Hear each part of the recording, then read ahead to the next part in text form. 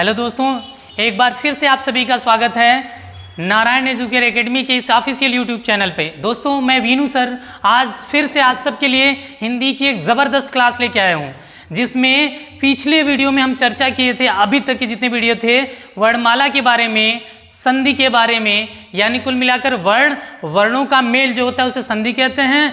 अब जब मेल हो गया तो शब्द के बारे में आज हम चर्चा करेंगे। आज का टॉपिक हमारा होगा शब्द, जो कि बहुत ही मोस्ट इंपॉर्टेंट टॉपिक है अपने आप में। तो शब्द क्या है, मन में विचार आया होगा जरूर कि शब्द क्या है।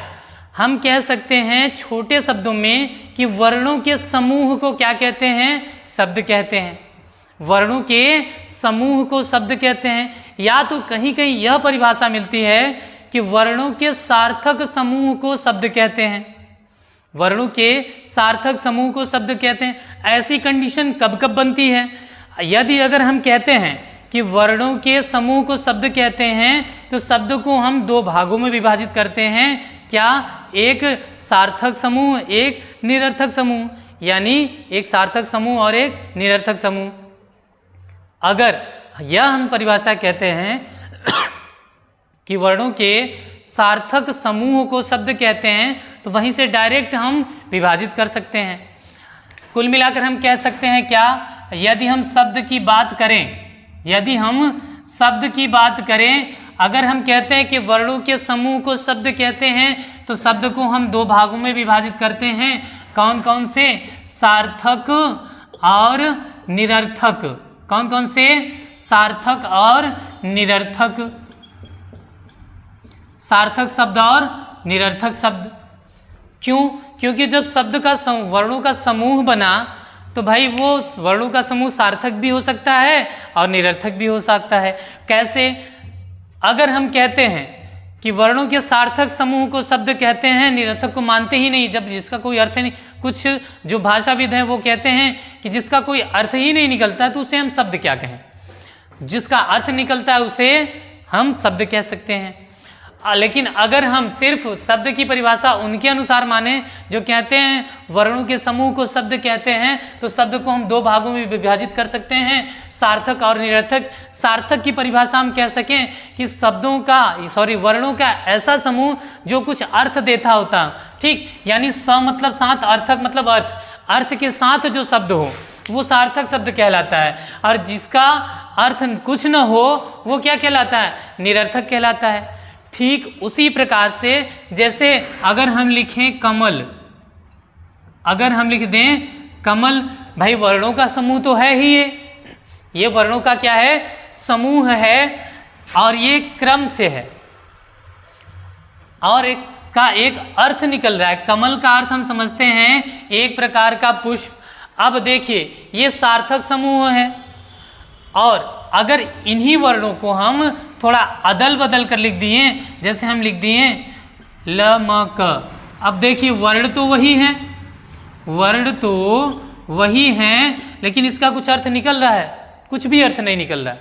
यानी कुल मिलाकर हम यह कह सकते हैं जो वर्णों का ऐसा समूह जो कुछ अर्थ प्रदान करे वो सार्थक शब्द कहलाता है, और वर्णों का ऐसा समूह जो कोई भी अर्थ न दे पाए उसे हम क्या कहते हैं? निरर्थक शब्द। अब मन में एक सवाल आया होगा कि सर जब निरर्थक शब्द हम कह रहे हैं जिसका कोई अर्थ ही नहीं होता है तो उसे शब्द में क्यों लें? देखिए उसका भी प्रयोग हम करते हैं अपनी साधारण बोलचाल की भाषा में। कैसे? हम लोग अक्सर कहते हैं ना भाई खाना वाना लाओ। क्या लाओ? खाना वाना लाओ। अब ये खाना शब्द तो हमको पता है, ये वाना शब्द का क्या अर्थ है? एक तरह से ये हम कह सकते हैं ये निरर्थक शब्द है। क्या है? निरर्थक शब्द है। तो खाना का तो अर्थ है, इसका कोई अर्थ नहीं है, यानी निरर्थक शब्दों का भी प्रयोग हम अपनी बोलचाल की भाषा में कर देते हैं। इसीलिए शब्द को अगर हम कहें कि वर्णों के समूह को हम शब्द कहते हैं, शब्द को हम दो प्रकार से बांट सकते हैं। जो समूह कुछ अर्थ दे वर्णों का वो सार्थक शब्द कहलाता है, और जो समूह वर्णों का कोई भी अर्थ न प्रदान करे वो निरर्थक शब्द कहलाता है। तो सार्थक और निरर्थक, तो ठीक है, निरर्थक को तो हम वैसे ही छोड़ देते हैं जिसका कोई अर्थ ही नहीं होता। अब सार्थक शब्दों में हम जब चलते हैं तो शब्द को समझने के लिए चार भागों में विभाजित करके उसको समझते हैं। चार भागों में, चार आधारों पर शब्द को हम समझते हैं। देख लेते हैं। उसमें पहला आ जाता है आपका रूपांतर के आधार पर, रूपांतर के आधार पर शब्द के भेद, शब्द के भेद, रूपांतर के आधार पर शब्द के भेद। फिर आपका आ जाता है दूसरा रचना या बनावट के आधार पर शब्द के भेद। फिर तीसरा आ जाता है आपका उत्पत्ति के आधार पर शब्द के भेद, उत्पत्ति के आधार पर शब्द के भेद।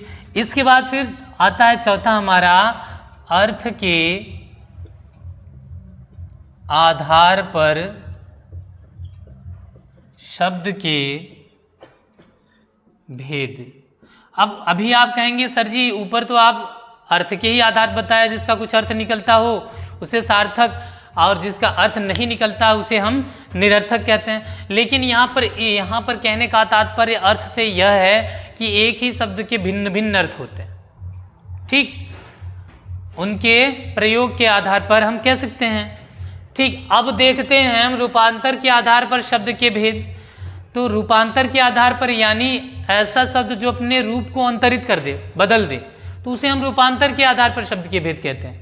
और रचना या बनावट के आधार पर, तो इसका तो सीधा सीधा मतलब आप समझ रहे हैं कि रचना या उसके बनावट के आधार पर शब्द के भेद। फिर उत्पत्ति के आधार पर, जैसे जैसे शब्दों की उत्पत्ति हुई उसके आधार पर शब्द के भेद, और अर्थ के आधार पर शब्द के भेद।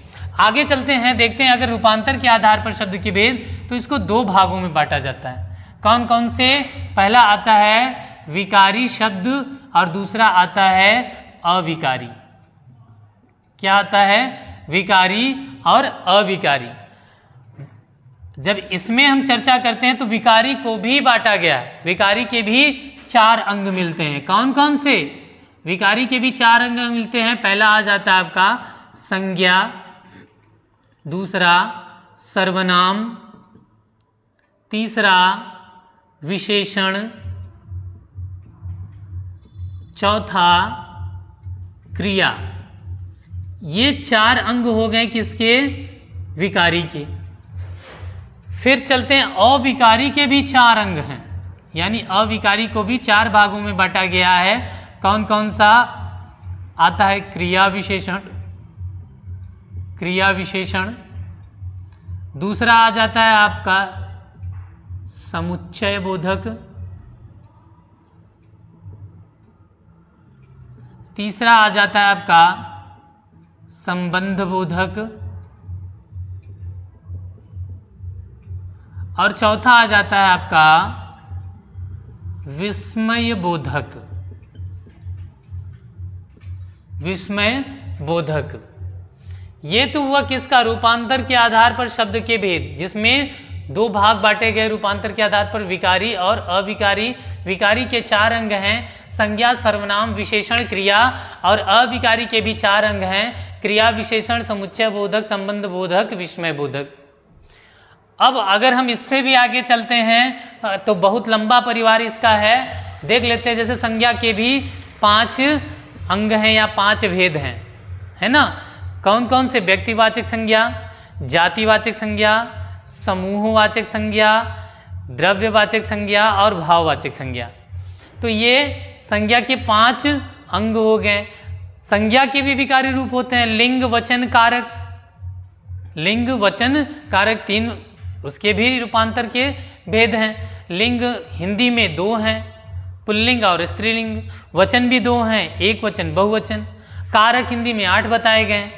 तो ये तो सिर्फ इसका परिवार रहा। सर्वनाम में चलते हैं तो सर्वनाम के भी 6 भेद हैं, सर्वनाम के भी 6 भेद हैं। विशेषण पे चलते हैं, विशेषण के 4 भेद हैं।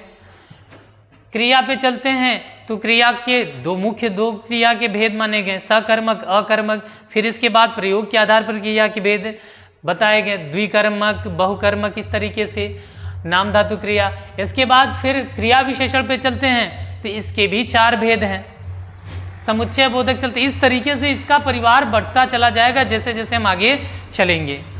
ठीक, इसका परिचर्चा एक एक करके अभी हम आगे करेंगे। ये एक मोटा आंकड़ा आपको हम बता दे रहे हैं, कम से कम आपके मस्तिष्क में ये मोटा मोटा आंकड़ा फिट रहे ताकि आप समझ सकें।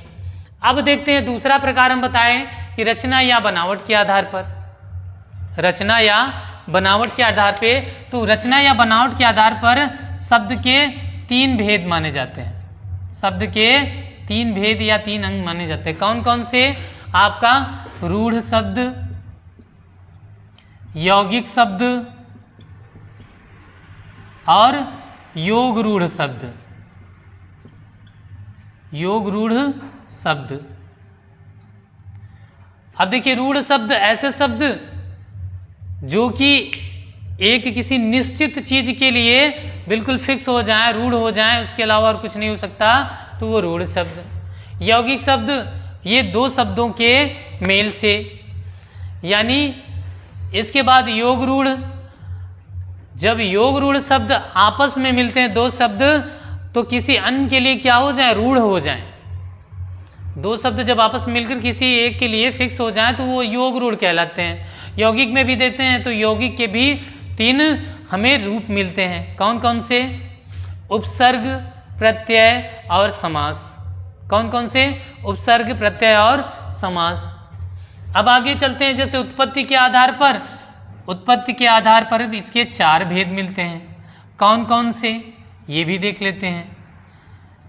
तत्सम, तत्सम शब्द वे शब्द होते हैं जो ज्यों के त्यों हिंदी के भाषा में प्रयुक्त किए जाते हैं, वो तत्सम। तद्भव शब्द, तद्भव, पहला तत्सम, दूसरा तद्भव। तद्भव शब्द वे शब्द जो संस्कृत के बिगड़े हुए रूप हिंदी में प्रयुक्त किए जाते हैं। इसके बाद देशज शब्द, देशज शब्द। अब देशज ऐसे शब्द जो हमारे निश्चित एक छोटी परिक्षेत्र बोली, एक तरह से हम कह सकते हैं बोली के जो शब्द हैं, बोली की परिभाषा हम पहले वीडियो में बताए हैं कि एक छोटे परिक्षेत्र में बोली जाने वाली भाषा को हम क्या कहते हैं? बोली कहते हैं।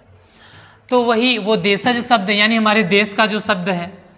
एक आता है इसके बाद विदेशज शब्द, विदेशज या विदेशी शब्द हम कह सकते हैं, यानी ऐसे शब्द जो विदेशी भाषाओं के शब्द हिंदी में प्रयुक्त किए जा रहे हैं, जैसे हम लोग अक्सर प्रयोग नहीं करते, लैंटर्न, ये सब।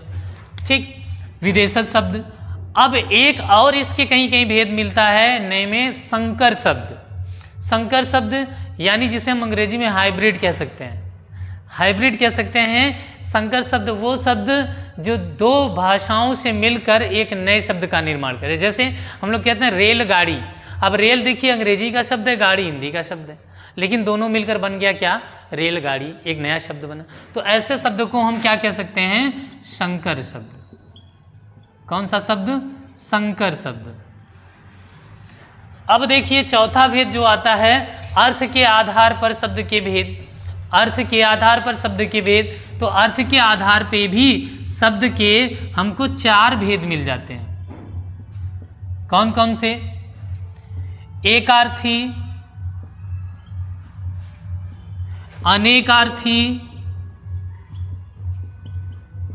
समानार्थी और विपरीतार्थी। यानी एकार्थक, अनेकार्थक, समानार्थक और विपरीतार्थक, ये इसके भी 4 भेद मिल जाते हैं हमें।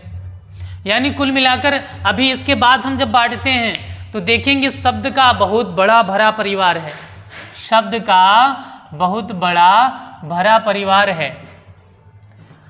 तो आशा करते हैं यहाँ तक एक मोटे अक्षरों में यानी मोटे शब्दों में एक निश्चित स्ट्रक्चर बन गया होगा आपके दिमाग में। फिर बाकी अगले वीडियो में हम चर्चा करेंगे एक एक के बारे में बिल्कुल विस्तृत तरीके से। आगे जो भी वीडियो आएगा उसमें विस्तृत तरीके से शब्द के पूरे परिवार के बारे में हम चर्चा करेंगे। तब तक के लिए धन्यवाद।